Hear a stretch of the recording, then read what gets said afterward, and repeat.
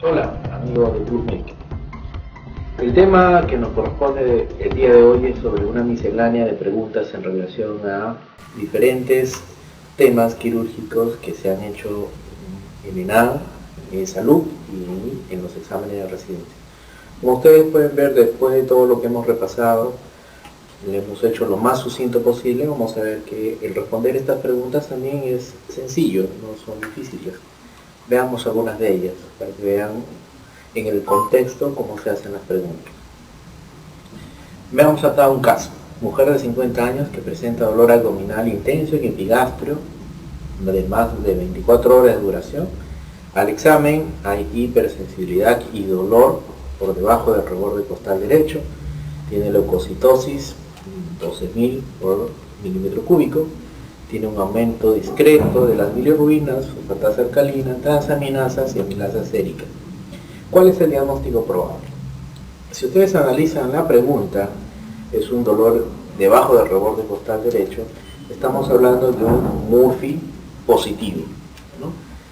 Ya estoy pensando en un problema de vesícula y de vías biliares, ¿no?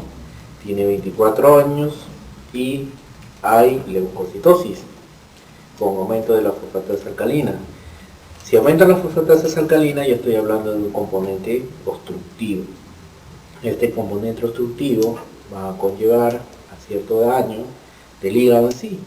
Entonces, van a haber un aumento de las bilirrubinas y las transaminasas, que ya me están indicando que hay un daño hepático por el tiempo, por la evolución, ¿no?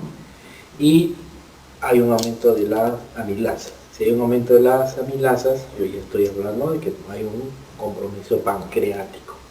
Pero en el páncreas el dolor no se localiza en el reborde costal derecho, sino que el dolor es en la zona del mesogastrio. Hablamos de un signo de Coulomb positivo, que en este caso no se ve. Por consiguiente, acá nos encontraríamos frente a un caso de una colecistitis aguda. Esa sería la respuesta. Como ustedes pueden ver, es sencillo responder esta pregunta. Veamos otra pregunta. La litiasis vesicular es muy frecuente y los cálculos que se presentan con mayor frecuencia son. Ustedes saben que en la litiasis hay dos tipos de cálculos. Los cálculos de colesterol, ¿no? Y los cálculos de calcio, y puede haber una mixtura, que son los cálculos mixtos. Ustedes saben que con mayor frecuencia se presentan los cálculos mixtos a predominio de colesterol. Entonces, si ustedes ven esta pregunta, ¿cuáles son los cálculos con mayor frecuencia? Entonces estoy hablando de acá de un cálculo mixto a predominio de colesterol. Los demás ítems, ustedes pueden ver, cálculos de oxalato de calcio, no. Pigmentarios puros, mixtos a predominio pigmentario, cálculos terrosos, no. Estoy hablando de cálculos mixtos a predominio de colesterol. Esa sería la respuesta. Otra pregunta en relación a vesícula. En relación con la colecistitis aguda, señale lo incorrecto. La colecistectomía de urgencia es el tratamiento de elección. El 95% está relacionado con litiasis biliar. La ecografía es el estudio diagnóstico más usado. Se puede presentar ictericia sin coledocolitiasis. La forma gangrenosa es la más frecuente en diabéticos. Entonces analicemos los ítems. Nosotros sabemos que en la colecistitis aguda el 90-95% está relacionado con problema de litiasis, con piedras. Ustedes saben que para el diagnóstico utilizamos con mayor frecuencia un estudio ecográfico. Y si hay un cálculo que se enclava en la vía biliar principal en el colédoco, vamos a tener una ictericia obstructiva y que en algunos casos llega a ser una ictericia verdínica, ¿no? Y la forma gangrenosa es más frecuente en diabéticos. Los diabéticos tienden en sí a complicarse, ¿no? Cuando presentan litiasis vesicular. Entonces la respuesta incorrecta sería aquí la colecistectomía de urgencia es el tratamiento de elección. Si yo tengo un paciente con colecistitis aguda, ¿no? La colecistectomía de emergencia sería el tratamiento de elección, no urgencia. Urgencia indicaría que yo tengo que esperar. ¿Para qué esperar si tengo que operarlo de inmediato? Otra pregunta. La causa más frecuente de ictericia obstructiva extrahepática. Si nosotros hablamos de ictericia obstructiva extrahepática, yo estoy hablando de las vías biliares. Ustedes saben que las vías biliares intra y extrahepáticas. Las vías biliares intrahepáticas son de pequeño calibre y las extrahepáticas son de mayor calibre. Entonces, ¿cuál es la causa más frecuente? Veamos entre los ítems: litiasis residual, cáncer de la vía biliar principal, parásitos, litiasis de la vía biliar principal, tumores periampulares. La respuesta es obvia. Ya les mencioné que los cálculos son los que ocasionan con mayor frecuencia problemas obstructivos y problemas de colecistitis. Entonces, si yo estoy hablando de una ictericia obstructiva extrahepática, la causa más frecuente es una piedra en la vía biliar. Si esta piedra en la vía biliar se queda en el colédoco, yo estoy hablando de una colédocolitiasis. Otra pregunta en relación a vías biliares. Tengo una paciente de 65 años con cuadro de ictericia progresiva, coluria y dolor abdominal. En las últimas 48 horas se agrega fiebre y escalofríos.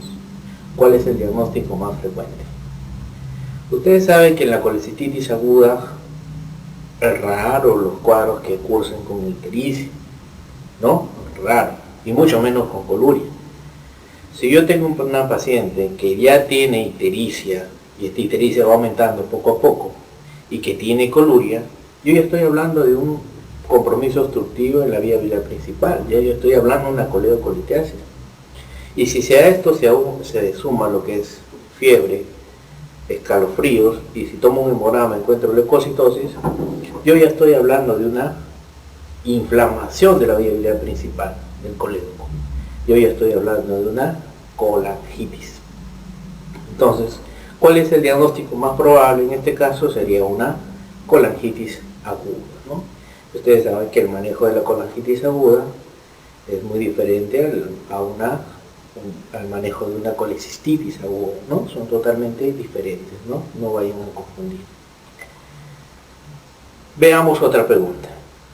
En la colangitis supurativa aguda, la diferencia entre la descripción realizada por Charcot y la realizada por Renaud es: ustedes saben que hay una triada para el diagnóstico de la colangitis. ¿Cuál es esa triada? Lo que es el dolor, lo que es fiebre y lo que es la leucocitosis. Entonces, ¿cuál es la diferencia entre Renaud y Charcot? Lo que es escalofríos. Charcot menciona lo que es fiebre, ictericia y aumento de los leucocitos. Renaud dice también fiebre, ictericia, ¿no? Habla también de aumento de los leucocitos, ictericia y escalofríos. Entonces la diferencia entre ellos es fiebre y escalofríos. Esa sería la respuesta. La tríada de Charcot, que es algo que ustedes tienen que tenerlo presente siempre: fiebre, ictericia y leucocitosis, ¿no? Es lo que más usamos, ¿no? Raras las veces que tomamos en cuenta lo que son los escalofríos, ¿no? Por lo general tomamos la tríada de Charcot. Hablemos ahora en relación a las dilataciones de las vías biliares. Yo estoy hablando ya de formaciones quísticas. ¿Cuál es la formación quística más frecuente en la vía biliar? Son los quistes colédocos. Entonces veamos aquí una pregunta. La forma quística de la dilatación congénita del colédoco se exterioriza clínicamente antes de los 20 años en la mayoría de casos y se manifiesta con la triada. Si es una masa, ¿no? Si es un quiste grande, yo estoy hablando de una masa. Esta misma masa ocasiona un componente obstructivo, estoy hablando de ictericia. Y lo otro, va a haber dolor. Este dolor es intermitente, en algunos pacientes es un dolor vago, que de vez en cuando lo sienten o no, que va a depender del tamaño del quiste. Entonces, ¿cuál sería la tríada acá? Ictericia, dolor y la palpación de una masa. A veces el quiste es tan gigante, sobre todo en los quistes colédocos tipo 1, donde yo encuentro un quiste tipo sacular. Entonces esos quistes tienden a ser grandes, ¿no? Entonces, el tratamiento de los quistes colédocos es la resección del quiste y se hace una hepatoyeyuno enteroanastomosis en hidrurgia, ¿no? Es una variante de la cirugía de Casais para el manejo de las atresias de vías biliares. Entonces hay que tener presente esta triada en los quistes del colédoco: la masa, el dolor y la ictericia. Yo voy a tener complicaciones de las cirugías de las vías biliares. Entonces yo voy a tener las fístulas biliodigestivas. ¿Qué son las fístulas? Ustedes ya saben que vienen a ser las comunicaciones entre una y otra estructura. Entonces, ¿cuál es la fístula biliodigestiva más frecuente? Entonces, la más frecuente es la colecisto duodenal. Entonces, si yo tengo un daño a nivel del colédoco y me queda toda la vesícula biliar, entonces se puede unir, se puede fistulizar. Entonces, la colecisto duodenal es la fístula biliodigestiva más frecuente. Veamos otra pregunta en relación a patología quirúrgica estomacal. En cuanto a la úlcera péptica se perfora más frecuente en la cara anterior del antro, cara anterior del cuerpo gástrico, cara anterior del duodeno, cara posterior del duodeno, curvatura mayor del cuerpo. Creo que todos sabemos que la perforación es más frecuente en el duodeno, ¿no? Estamos hablando de la cara anterior del duodeno. Otra pregunta es, en la enfermedad ulceroso-péptica, es la indicación para realizar una vagotomía ultraselectiva. Ustedes saben que la hipersecreción ácida va a ocasionar una laceración a nivel de la mucosa intestinal. Esta mucosa se lacera, ocasiona dolor y ocasiona esfacelación que va a llevar a sangrado. Entonces, los pacientes con enfermedades ulcerosas pépticas se quejan, ¿no?, de dolor, ¿sí?, y sangrado persistente, ¿no?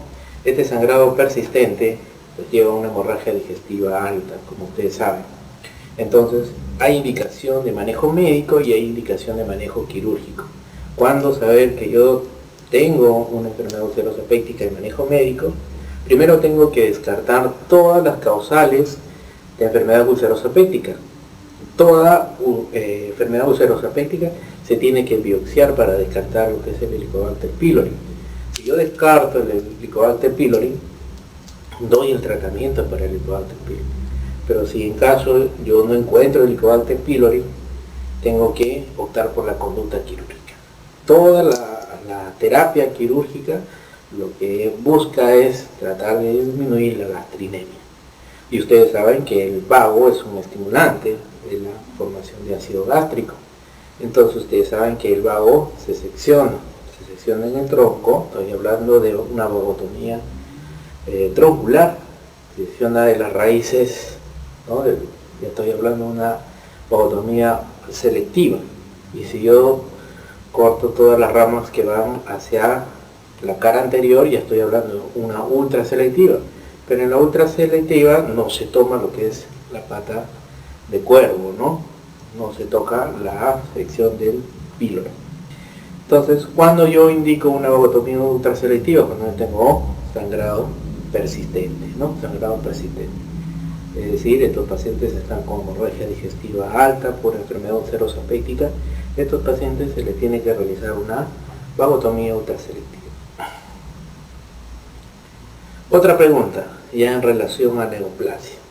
Ustedes saben que las neoplasias, la neoplasia de estómago, la neoplasia más frecuente en varones aquí en el Perú. Entonces veamos. La cirugía moderada del cáncer gástrico tiene fundamento en la diseminación de las diferentes estaciones ganglionares. La extirpación del grupo ganglionar número 9 corresponde a, ustedes saben que el 9 es el más grande en relación a que toma lo que es el tronco celíaco. Ustedes saben que el tronco celíaco sale la arteria coronaria estomáquica o arteria izquierda, sale la esplénica y sale la hepática. Entonces estamos hablando acá del tronco celíaco. Hablemos ahora de lo que es el síndrome de asa aferente. Este síndrome de asa aferente se presenta como complicación de, ustedes saben que Cuando hay el manejo quirúrgico ya una enfermedad ulcerosa péptica, lo que se hace es una gastrectomía. Esta gastrectomía, ustedes saben, yo puedo anastomosar con el duodeno, y estoy hablando de una gastroduodenoanastomosis. Eso viene a ser una cirugía de Billroth 1.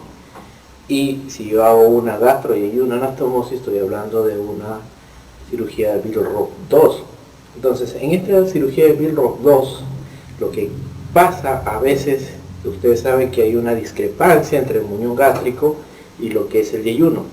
Entonces puede haber lo que queda un espacio, vamos a llamar así, vacío, que me puede llevar a un síndrome de asa ciega, de asa perenne. Entonces, este síndrome de asa ciega es muy común verlo en lo que es la gastrectomía tipo Billroth 2, es decir, en la gastro-yeyuno-anastomosis. Siempre hay que tenerlo presente esta complicación. Veamos algunas preguntas en relación a hernias.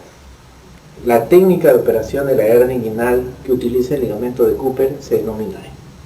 Ustedes saben que antiguamente, porque ya no se utilizan mucho estas técnicas quirúrgicas, ustedes saben que se suturaba, ¿no?, incluso con seda, ¿no?, con material no reabsorbible. Dos técnicas eran las más utilizadas. El tendón conjunto, ¿no?, se suturaba con el ligamento inguinal. Esa era la técnica de Bassini. Y cuando se suturaba lo que es el ligamento inguinal con el Cooper, esa técnica se llamaba McVeigh. ¿Cuál era el problema de las ambas técnicas?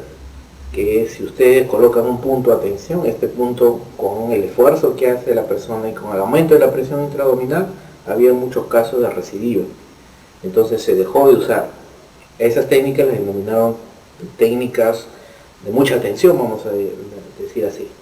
Aparecieron otras técnicas de mínima tensión o tensión mínima, en el cual se coloca un parche de polipropileno, es decir, una malla. Y esas son las técnicas de mínima tensión, que son las técnicas que actualmente se usan.